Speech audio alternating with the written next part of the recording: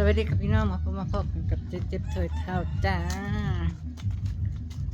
นางกำลังจะไปหาเจอมาลาพี่น้องเอ้ย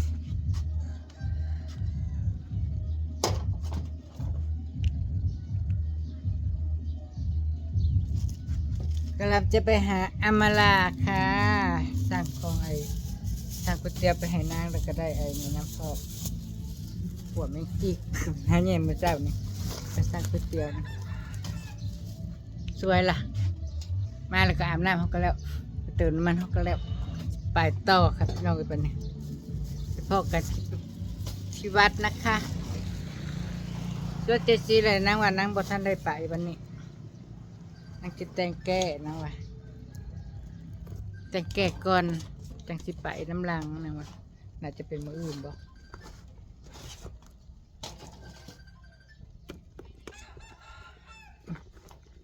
กระเป๋าก็จะไม่จะยังเต็มบ่ล่ะไปเจอกันที่วัดนะคะสวัสดีค่ะพี่น้องตอนนี้เราก็มาถึงวัดนะคะ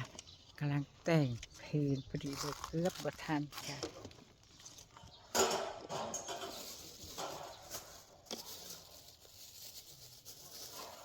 เอาของไปคิดเตียวนะสวัสดีเพลงนั้น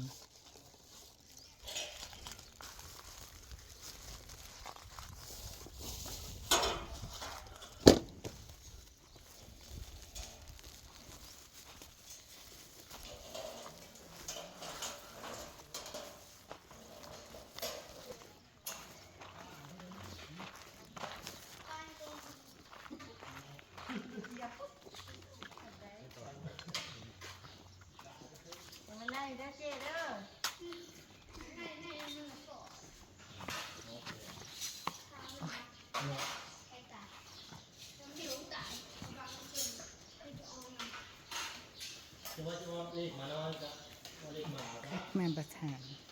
ก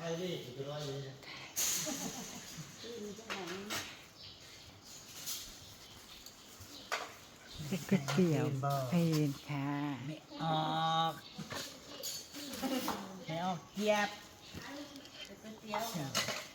ก๋วยเตี๋ยวกับพวกแมงจีก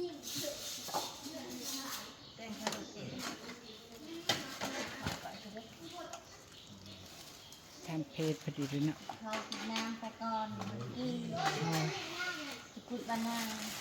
กุดบานาเอาโถนอเนี่ยแม่อันนี้ต่อไผ่เนาะตรงนี้แหละนี่เตี๋ยว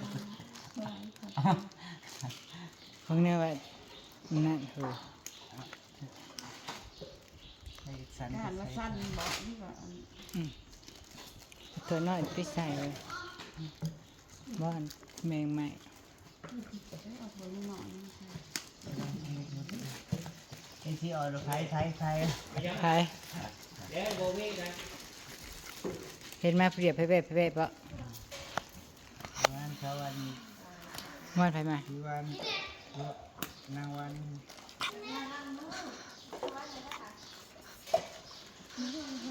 โอเค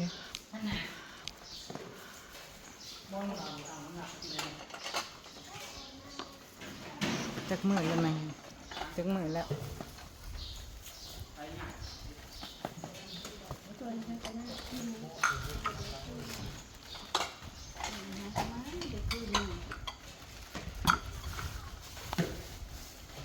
วันนางวันมากับใคร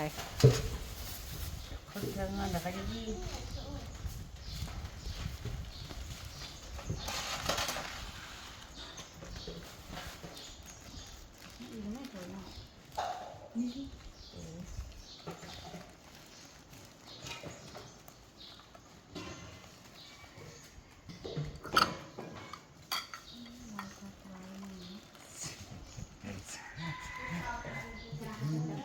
อันว่าจะกิดมือแม่ว่ามันเก้าว่าฉันได้เก้าเส้นระบบมาเอาว่าฉันถึงแล้ว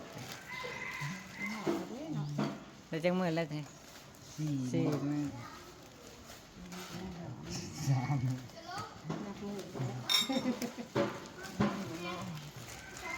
แต่มาอยู่นี่มันก็ดีอย่างเขาบริคิดหยังเด้โทรศัพท์ก็บริใช้ก็คืออันตื่นมากับบริมีนู่นนี่นั่นบริมีหน้าที่ว่าจะต้องถ่ายคลิปหยังเฮ็ดหยังกินข้าวหยังอันนี้ อยากที่สอนเนาะ อืม ปล่อยวางมั่ง ถือว่าโดดแล้วมันนัก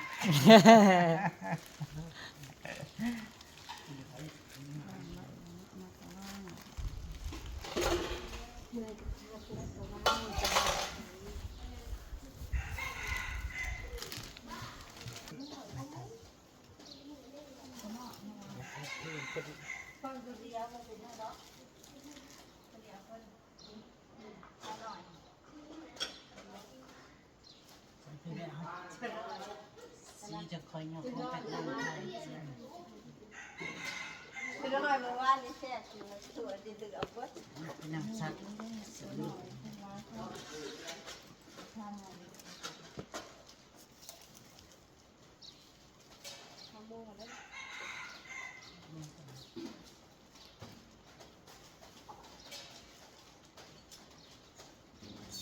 มาทุกอย่างก็ใส่ทุกอย่างจุอาที่ใส่ได้ครับ น้อย ที่ใส่ผ้าจุได้นี่ ทางการ10:30น เขาไปเช็ดมอส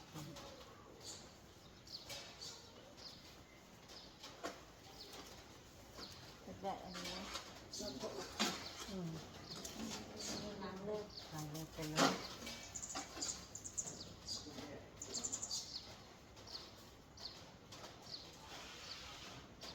ตะกี้ว่าสิ่งที่เราเป็นสิ่งให้โคสิได้เป็นยังไง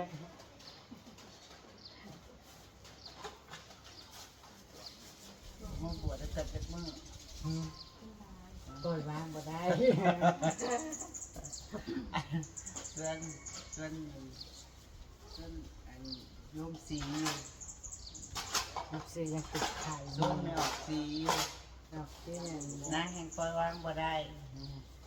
มันเป็นแก่ ยากน้องผัวกาเมจีสาตราติดหัวอยู่ ท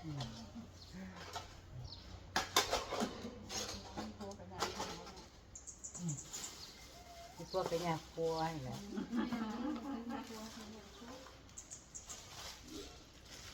มีลูกอยากลูกมีลูกให้น้อยๆนึงให้ครอบครัวอยู่แล้วครัวสิถ้าแม่พาเพื่อนไปพ่อดูจ้ะเรา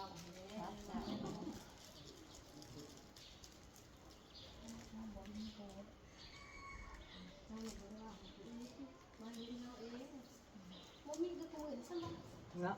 ไปใส่กระดาษแม่ปัว ผักปิ่งให้ใช่จะใช่แล้วใส่ครับอื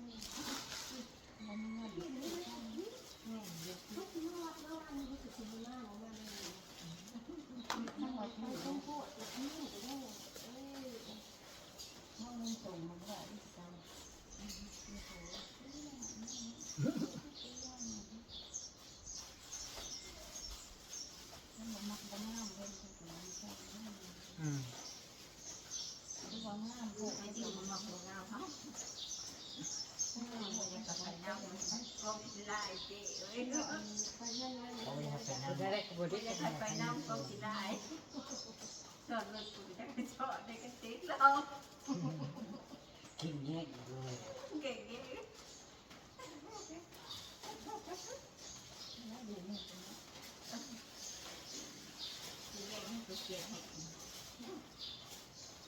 เป็นยังไงจากเขาเจ้าชีมาไปกระดิ่งขึ้นบ่ชีทอดกระดิ่งขึ้นบ่ เวลาโค้งพ่อมาซื้อเนาะไปเลย เขาแล้วโลกขนมมัน แม่ปัว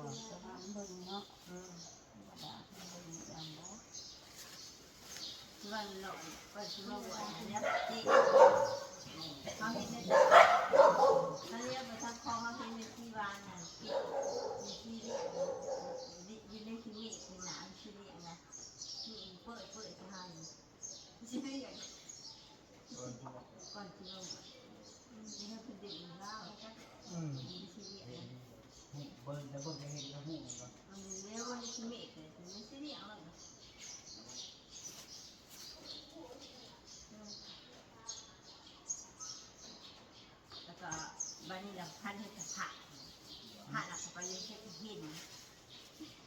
ก็สิมาก็สิมาบวชนี่ เขาเป็นลงสติแล้วก็เห็นได้นั่งเขาโมกเขาจินด่านะแต่ว่าเขาเห็นเนาะเขา พัน เห็น มา ว่า จากในบ้าน โอ้ตั้งใจตัก เขาเห็นว่าจะเป็นได้เบิ่งนะเนาะ ตั้งใจเติมวันนี้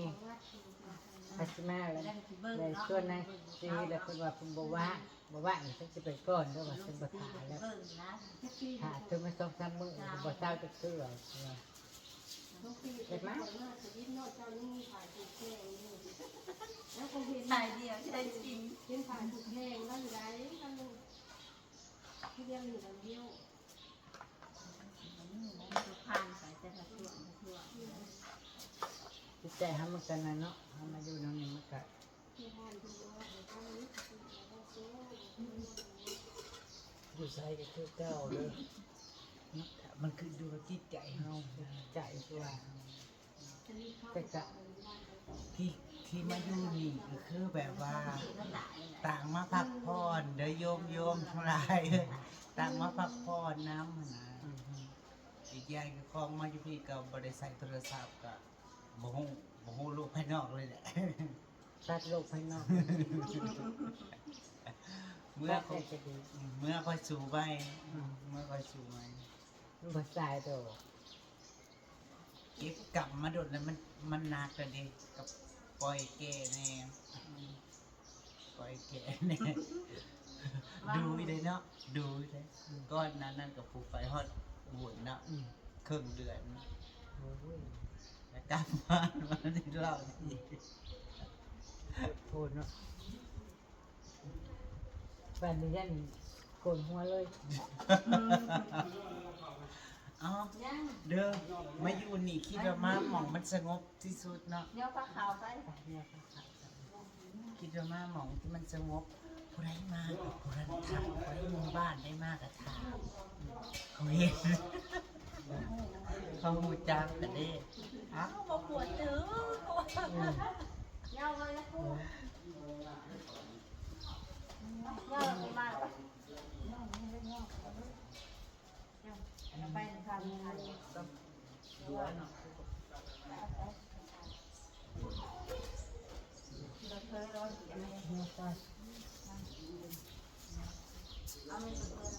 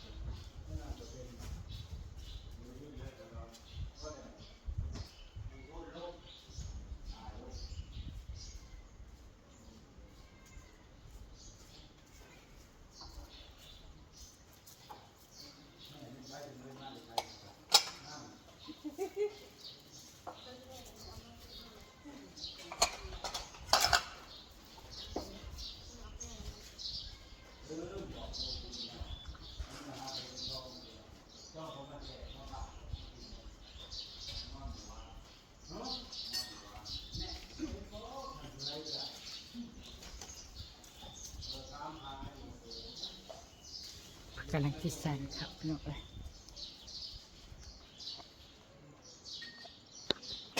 ตกใจ ไปแล้วไปนั่งชั้นตามขา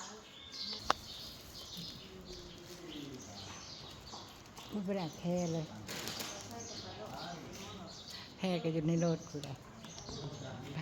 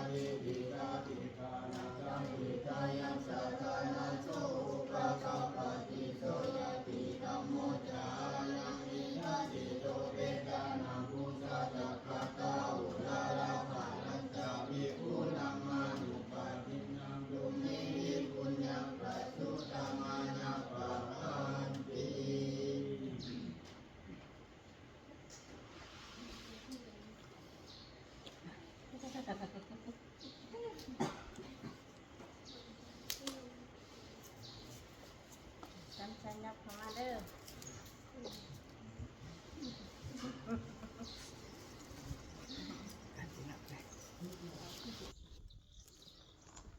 โอ้ยเอารถจอดไว้โฮมาจอดไว้โฮมกับพี่น้อยมันแดดมันฮอดเพื่อกำลังสั่นเพลนอยู่พอดีเลยมาทันพอดีย่านบ่ทันสิตายขี่รถมาพอดีเว่งเว่งทางนี่ก็บริดีพอดีเลยมาเพลนพอดีเลยเป็นยังสั่นข่าวอยู่นะคะเป็นสั่นข่าวแล้วกันแต่สิไปนั่งคุยนั่งถามความรู้สึกนางก่อนว่าเป็นยังไงอะไรยังไงนะคะเดี๋ยวคลิปนี้ก็จะเก็บภาพบรรยากาศไว้ซ้ำนี้ก่อนนะคะเดี๋ยวคลิปหน้านะคะ ขอบคุณนะคะที่เข้ามาชมนะคะ ขอบคุณที่มาข้ามโฆษณาด้วยค่ะเด้อเดี๋ยวเราค่อยมาถามความรู้สึกของนางก่อน